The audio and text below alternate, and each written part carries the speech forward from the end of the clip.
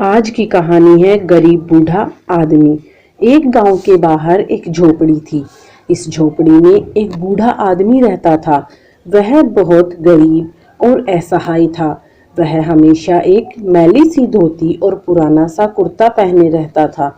उसकी आंखें उसके झुर्रियों वाले चेहरे में गड़ी हुई थी। उसके बच्चों ने उसे घर से निकाल दिया था। बेचारा हमेशा अकेला बैठा रहता और इस ताक में रहता था कि कोई कभी तो उससे बातें करने के लिए उसके पास आए। उसकी झोपड़ी के बिल्कुल ठीक सामने एक पाठशाला थी। उसने अपने गुजर बसर के लिए अपनी झोपड़ी में एक दुकान बना रखी थी। पाठशाला में आने वाले बच्चे उसकी दुकान से कॉपी कलम आदि खरीदते थे। उन बच्चों को देखकर उसका सारा दिन बीतता था। एक जमाने में वह बहुत रईस था। उसके पास कई बीघा जमीन थी। उसकी फसल इतनी अच्छी होती थी कि फसल बेचकर उसने गांव में एक कोठी बना रखी थी और वह सांप पकड़ने में भी माहिर था, जिसके कारण आसपास के गांव में उसका बोलबाला था। लेकिन समय का चक्र ऐसा फिरा कि उसके बूढ़े होने के बाद वह कामकाज करने में असमर्थ हो गया। उसकी पत्नी का भी देहांत हो गया और उसके बेटे बहुओं ने उस कोठी से उसे निकाल दिया। उसने गांव के बाहर एक झोपड़ी बना ली और अब वह उस झोपड़ी में अपने बीते दिनों को याद करता और जिंदगी के दिन पूरे कर रहा था। पाठशाला में एक मास्टर जी बच्चों को पढ़ाते थे। मास्टर जी बच्चों की छुट्टी होने के बाद उसी पाठशाला में रहते थे और वहीं सोते थे। बच्चों की छुट्टी के बाद मास्टर जी और वह बूढ़ा आदमी अकेले रह जाते थे। बूढ़ा तो मास्टर जी से बात करने के लिए हमेशा उत्सुक रहता था, लेकिन मास्टर जी बूढ़े को कभी भाव नहीं देते थे। मास्टर जी को उस बूढ़े आदमी से बहुत घृणा थी। उन्हें उस बूढ़े की शक्ल से, रहन सहन से और बोलचाल का तरीका बिल्कुल पसंद नहीं था। शाम को वह बूढ़ा आदमी मास्टर जी से बात करने के लिए अपनी चिलम लेकर पाठशाला पहुंच जाता, लेकिन मास्टर जी उसे मन ही मन बहुत गालियां देते, परंतु कहते कुछ नहीं। बस इसी विचार में रहते कि ये बूढ़ा आदमी पता नहीं कब मरेगा, कब इससे पीछा छूटेगा। सभ्यता के नाते मास्टर जी उस बूढ़े को बाबा जी कहकर बुलाते थे।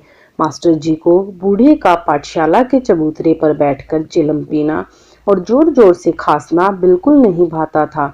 जब वह बूढ़ा पाठशाला की तरफ अपनी चिलम लेकर आता तो मास्टर जी पहले ही इधर उधर टहलने लगते ताकि वह उनसे बात ना करे, लेकिन बूढ़ा फिर भी बात करने की कोशिश करता तो मास्टर जी किताब पढ़ने लगते।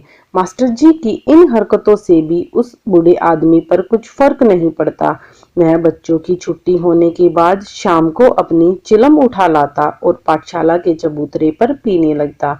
वह कई बार मास्टर जी से सब्जी मांग लेता और अपनी जेब से एक कपड़े में लिपटी 2 रोटियां निकालकर वहीं खाने लग जाता, जिसे देखकर मास्टर जी को बहुत घिन आती। वह बूढ़ा आदमी, उसके गंदे कपड़े, गंदी रोटियां और खाने का तरीका देखकर मास्टर जी का जी जल उठता, क्योंकि बूढ़े को साफ सफाई क्या चीज होती है आता ही नहीं था और मास्टर जी ठहरे साफ सफाई वाले इंसान। बूढ़े ने मास्टर जी का जीना दुभर कर रखा था। जितना खून मास्टर जी का बनता उससे कहीं ज्यादा वह बूढ़ा जला देता था। उसे पाठशाला में आने से कैसे रोका जाए, यह चिंता मास्टर जी को दिन रात सताती रहती थी। अंत में मास्टर जी ने एक तरकीब सोची। जब शाम को बूढ़ा चबूतरे पर बैठकर चिलम पीने आया तो मास्टर जी ने गुस्से से बूढ़े से पूछा, बाबा जी, जब कल आप शाम को आए थे तो क्या आपने यहाँ 100 का नोट देखा? मैंने इस चबूतरे पर 100 का नोट रखा था। बूढ़े ने कहा, नहीं मास्टर जी, मुझे कोई नोट नहीं मिला। मैं जब यहाँ आया था तो चबूतरे पर कुछ नहीं था। तो मास्टर जी ने गरजते हुए कहा, तुम्हारे सिवा पाठशाला में और कोई नहीं आता, हो न हो नोट तुमने ही लिया है। तो बाबा जी ने हाथ जोड़कर भरे गले से कहा, नहीं मास्टर जी, आप इतना बड़ा इल्जाम न लगाइए, मैंने चोरी नहीं की। मास्टर जी तो पहले ही सोच कर बैठे थे कि आज कुछ भी हो जाए बूढ़े का पाठशाला आना बंद करा कर ही दम लेंगे। मास्टर जी बोले, मैं तुम जैसे नीच लोगों को अच्छे से जानता हूँ। यूं गिड़गिड़ाने से ये साबित नहीं होता कि नोट तुमने नहीं लिया। बूढ़े की आंखों से आंसू बहने लगे और बोला, आप नीच लोगों को जानते होंगे, लेकिन मैंने नोट नहीं देखा। तभी मास्टर जी उस बूढ़े की बात बीच में ही काटते हुए बोले, तुम इतने अच्छे होते तो तुम्हारे बेटे तुम्हें घर से नहीं निकालते। भाग जाए यहाँ से, खबरदार कभी पाठशाला में कदम रखा तो। बूढ़ा अपनी चिलम उठाकर मास्टर जी की तरफ देखता हुआ वहां से चला जाता है और चोरी के इल्जाम का दर्द बूढ़े के चेहरे पर साफ दिखाई दे रहा था। उसकी आंखें साफ बता रही थी कि वह निर्बल है, गरीब है, असहाय है, लेकिन चोर नहीं है। और मास्टर जी भी उसके दर्द को भली भांति जानते थे, क्योंकि चोरी का झूठा इल्जाम मास्टर जी ने जानबूझकर लगाया था। उस दिन के बाद बूढ़े ने पाठशाला में आना बंद कर दिया और मास्टर जी से बोलचाल का सवाल तो पैदा ही नहीं होता था। अब मास्टर जी के दिन आराम से कटने लगे। कुछ समय बाद बरसात का मौसम आ गया और रोज बारिश होने लगी, कभी दिन में तो कभी रात में। परंतु एक रात बारिश ने हद ही कर दी। शाम को शुरू हुई और वो भी बादलों की गड़गड़ाहट और बिजली की चमक के साथ। बारिश रुकने का नाम ही नहीं ले रही थी। मास्टर जी ने बिगड़ते मौसम को देखकर जल्दी जल्दी भोजन बनाया और भोजन बिना खाए बरामदे में खाट डालकर लेट गए और बारिश के थमने का इंतजार करने लगे। आज पहली बार मास्टर जी को डर लग रहा था। बारिश इतनी तेज हो रही थी कि ना तो कुछ दिखाई दे रहा था और ना ही कोई और शोर सुनाई दे रहा था। कुत्तों के भौंकने की आवाज भी नहीं आ रही थी।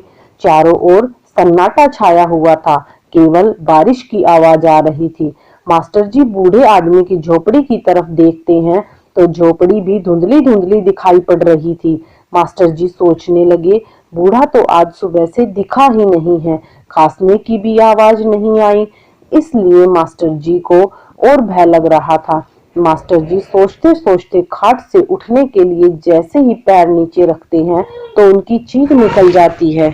उन्होंने पैर वापस ऊपर कर लिए। उनका दिल जोर जोर से धक धक करने लगा, क्योंकि खाट के नीचे सांप लेटा हुआ था। मास्टर जी ने जेब से माचिस निकाली, लेकिन माचिस की तिल्ली भी सीलन के कारण जल ही नहीं रही थी। मास्टर जी ने कई तिल्लियां रगड़ी, लेकिन एक भी नहीं जली। अब मास्टर जी ने खाट पर बैठे बैठे जोर से चीख मारी कि शायद वह बूढ़ा आदमी सुन ले, परंतु कई देर बाद भी उसकी झोपड़ी से कोई हलचल दिखाई नहीं दी। वो हिम्मत करके खाट से उतरे और नई माचिस निकालकर लालटेन जलाई। लालटेन जलाकर सांप को ढूंढने लगे, लेकिन वह सांप वहां से जा चुका था। अब मास्टर जी लालटेन टांग कर खाट पर लेट जाते हैं, परंतु मास्टर जी को नींद नहीं आ रही थी। उनका हृदय अब भी कांप रहा था। इधर बारिश ने भी जोर पकड़ रखा था। अंत में कुछ सोच विचार करके शर्म को एक तरफ रख के मास्टर जी लालटेन उठाते हैं और छाता लेकर बाबा जी की झोपड़ी के सामने जा पहुंचते हैं और आवाज लगाते हैं, बाबा जी, लेकिन अंदर से कोई नहीं बोलता। मास्टर जी भी रुकने का नाम ही नहीं ले रहे थे, लगातार बाबा जी पुकार रहे थे। शायद वह बाबा जी गहरी नींद में सो रहे थे। फिर मास्टर जी के मन में विचार आया कि बूढ़ा नीचे जमीन पर चटाई डालकर सोता था, इसलिए कहीं उसे सांप ने ना काट लिया हो। तब मास्टर जी ने जोर से झोपड़ी का दरवाजा खटखटाया। अंदर से आवाज आई, कौन है? तो मास्टर जी बोले, मैं हूँ। तब बूढ़ा बोला, कौन मास्टर जी? हाँ, क्या बात है? तब मास्टर जी कहते हैं, मुझे डर लग रहा है, तुम मेरे साथ चलो। कहाँ चलूं? पाठशाला चलो। क्यों? मेरी खाट के नीचे एक सांप था, मुझे डर लग रहा है। नहीं मास्टर जी, मैं पाठशाला नहीं आऊंगा, मैं तो चोर हूँ। मैंने कसम खाई है, जिस दिन मैं पाठशाला गया वह मेरा आखिरी दिन होगा। बाबा जी, वह तो और बात थी, अभी आप मेरे साथ चलिए। बाबा जी ने गुस्से से कहा, चले जाओ यहाँ से। मास्टर जी निराश होकर लौटने लगते हैं। अब मास्टर जी को बाबा जी पर गुस्सा आ रहा था। अचानक बाबा जी पीछे से आवाज देते हुए बोले, मास्टर जी सुनो, कितना बड़ा सांप था? मास्टर जी कहते हैं, 2 गज लंबा होगा। ये कहकर बूढ़े ने मुंह फेर लिया। हूँ क्या बाबा जी? कुछ नहीं, जहरीला सांप था, उसका काटा तो पानी भी नहीं मांगता। मास्टर जी को अब और भय लगने लगा था और मास्टर जी ने बूढ़े से दोबारा पाठशाला आने का आग्रह किया, तो देखा बूढ़े की आंखों से आंसू बह रहे थे। मास्टर जी को अपनी गलती का एहसास हुआ और उन्होंने बूढ़े से कहा, मुझे माफ़ कर दो बाबा जी, मैंने आप पर झूठा चोरी का आरोप लगाया था। इतना कहते ही मास्टर जी रोने लग जाते हैं। बूढ़ा मास्टर जी को रोते हुए देखकर बोला, रोते क्यों हो मास्टर जी, इसमें तुम्हारा दोष नहीं है। जब मेरे ही बेटों ने मुझे घर से निकाल दिया तो पराये से क्या शिकायत, अपना अपना भाग्य है मास्टर जी। ये कहते हुए बूढ़े ने अपने आंसू पोंछ लिए। नहीं बाबा जी, मुझसे गलती नहीं, पाप हुआ है। मैं तो माफी के भी काबिल नहीं हूँ। पागल हो गए हो क्या मास्टर जी। वह बातें करता करता मास्टर जी के साथ उसकी पाठशाला जा पहुंचा और वहां बैठे बैठे अपनी जिंदगी के किस्से सुनाता रहा और फिर बोला, कितना भी जहरीला सांप हो मास्टर जी, मैं उसे हाथ से पकड़ सकता हूँ। तब मास्टर जी पूछते हैं, आपको सांप का जहर काटने का मंत्र आता है क्या बाबा जी। नहीं, मुझे मंत्र नहीं आता, मैं तो जहर चूसकर मुंह से बाहर निकाल फेंकता हूँ। मुंह से? क्या वो जहर तुम पर असर नहीं करता। बाबा जी ने हंसकर उत्तर दिया, असर तो करता है मास्टर जी, लेकिन मैंने एक जड़ी बूटी के अर्क से दवा बनाकर झोपड़ी में रखी है। जहर चूसकर थूक देता हूँ और 2 बार उस दवाई से कुल्ले कर लेता हूँ, जिससे जहर का मुझ पर कोई असर नहीं होता। जहर खींचने जाता हूँ तो दवाई की शीशी साथ ले जाता हूँ। बात करते करते बूढ़ा आदमी वहीं सो गया और खर्राटे मारने लगा। लेकिन मास्टर जी को नींद नहीं आई। उन्हें प्यास लग रही थी, लेकिन सांप के डर से पानी पीने भी नहीं उतरे। फिर उनके दिमाग में आया कि बाबा जी तो मेरे पास हैं ही, फिर डरने की क्या बात। उन्होंने जैसे ही पैर नीचे रखा तो उसी सांप ने उनके पैर पर डस लिया। सांप के डसते ही मास्टर जी के मन में तुरंत विचार दौड़ने लगे कि तुमने बाबा जी पर चोरी का झूठा इल्जाम लगाया था, ये उसी की सजा है। बस भगवान बाबा जी से अच्छे से माफ़ी मांगने का मौका दे दे। और इतना सोचते सोचते मास्टर जी बेहोश हो जाते हैं। जब मास्टर जी को होश आया तो देखा बारिश बंद हो चुकी थी, धूप निकली हुई थी, आसमान एकदम साफ था। उनके आसपास पाठशाला के कुछ बच्चे और आसपास के खेतों के किसान थे। मास्टर जी का सिर घूम रहा था, कमजोरी के कारण वो उठ भी नहीं पा रहे थे, पैर में जलन हो रही थी। मास्टर जी को बाबा का ख्याल आया और उन्होंने किसानों से पूछा कि बाबा जी कहाँ हैं। तो एक किसान ने उत्तर दिया, बाबा जी भगवान को प्यारे हो गए। मास्टर जी को यह सुनकर धक्का सा लगा। उन्होंने पूछा, यह कैसे हुआ।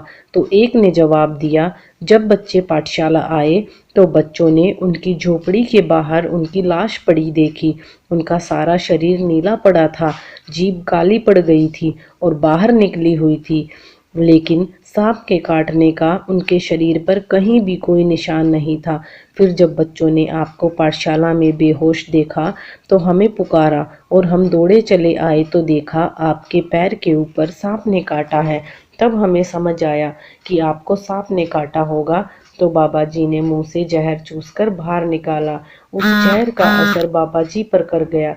बाबा जी दवाई लेने के लिए अपनी झोपड़ी तक गए होंगे, लेकिन वह दवाई तक नहीं पहुंच पाए और जहर ने अपना काम कर दिया और वह वहीं गिर गए। तो मास्टर जी ने कहा, तो बाबा जी को पहले दवाई लानी चाहिए थी, फिर मुझे बचाना चाहिए था। तो किसान ने कहा, अगर बाबा जी पहले दवाई लेने जाते तो सांप के जहर का असर आपके शरीर पर हो चुका होता, इसलिए बाबा जी ने पहले दवाई लेने की बजाय आपके शरीर से जहर निकाल दिया। यह सुनकर मास्टर जी पछतावे की आग में जल गए कि वह उनसे एक बार अच्छे से माफ़ी मांगना चाहता था और वह मौका उन्हें नहीं मिला। अब मास्टर जी को एहसास हुआ कि बिना वजह किसी का दिल नहीं दुखाना चाहिए, क्योंकि क्या पता हमें कभी उससे माफ़ी मांगने का मौका मिले या ना मिले। अब मास्टर जी ज़िंदगी भर इस आग में जलते रहे कि उन्होंने बाबा जी के साथ बहुत गलत किया और उन्हें माफ़ी मांगने का भी मौका नहीं मिल पाया।